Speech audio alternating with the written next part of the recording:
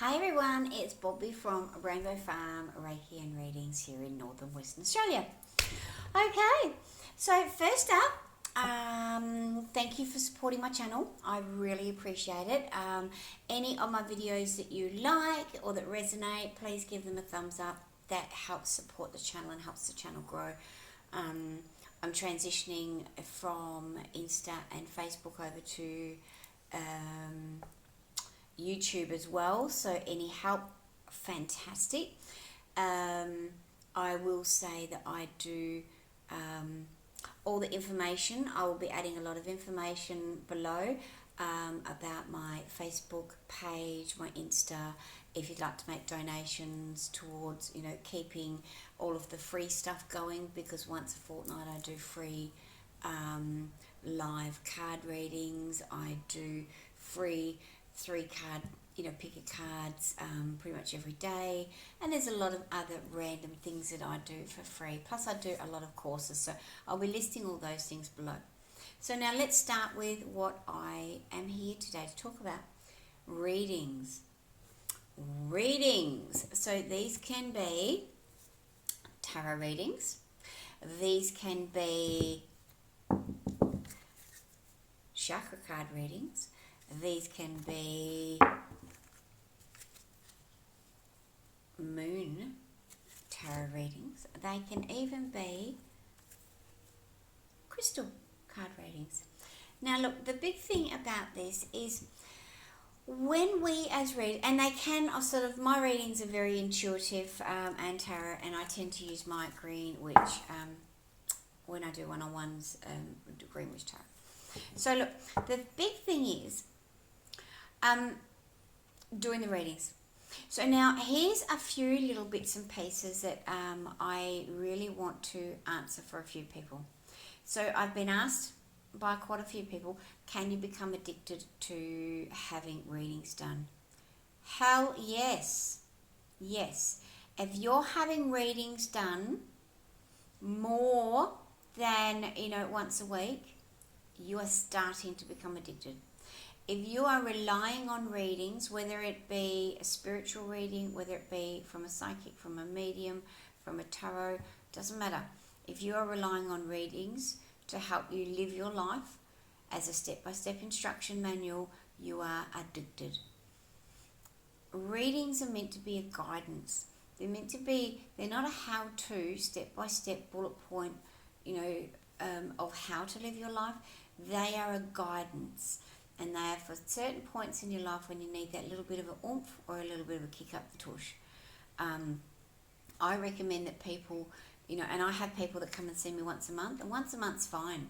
Because the thing is, when I do the readings, I do past, I do present, immediate future, and long-term future. So if they're coming once a month, it shifts the readings down so that they're getting basically, a validation that yes, the guidance that they need.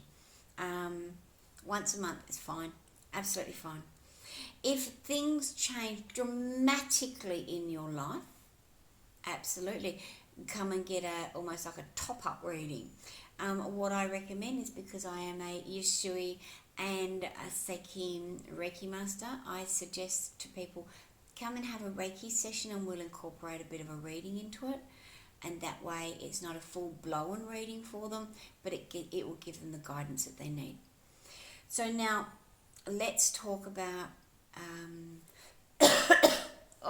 throat chakra's going off its face today.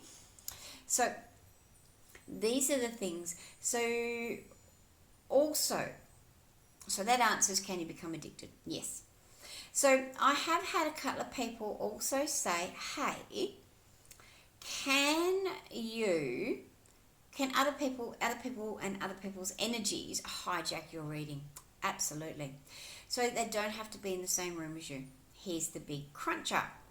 If you are really worried and stressed about someone, if you have got someone that you love, maybe even more than you love yourself, if you have them on your mind, or you're very concerned, or you're very worried, you're going to find that the reading will come through, but because your energy is more focused on this other person, it's going to stop this reading coming through for you, and it'll actually be more about the other person. I have had a couple of people, when I've done readings for them, they've gone, oh, that doesn't sound right. I've gone, let's start again, shall we? And I have had people where I've had them sit opposite me and I've said, darling, you shuffle the cards. I am prepared to read step by step from the book. And I never, ever do that because I do it intuitively.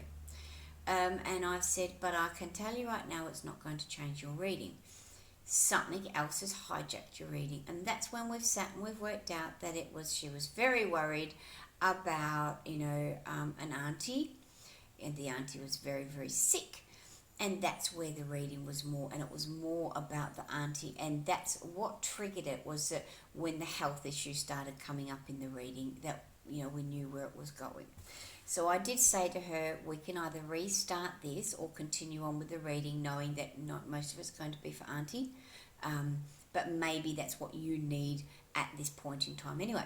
So these are the big things. So when you go to a reader, whether it be via Zoom, whether it be via distance, or whether it be in face-to-face, it doesn't matter. Make sure that when you go, your energy is clean and clear, and your thoughts and what I suggest, have a little bit of a list of questions. But now here's the cruncher. Don't ask the question straight up. Have your reading first, because you may find that some of the answers will come up in the reading, and then, you don't want to be doubling up. So I would suggest have your list.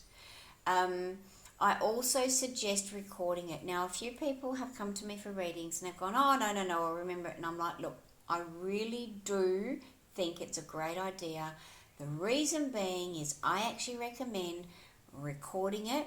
You're going to get overloaded with a wealth of information, and some of it may be a little bit teary, some of it may be what you're not expecting, so you may, forget a lot of the info.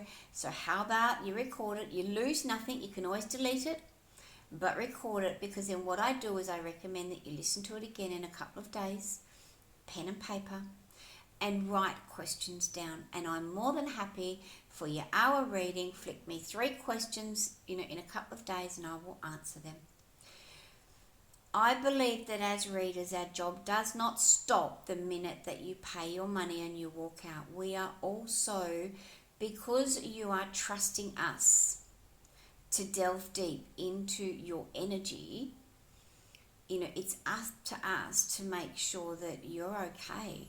It's up to us to make sure that we don't just send you out the door after we've got your money and done your reading and leave you to the chaos that's probably buzzing around in your head.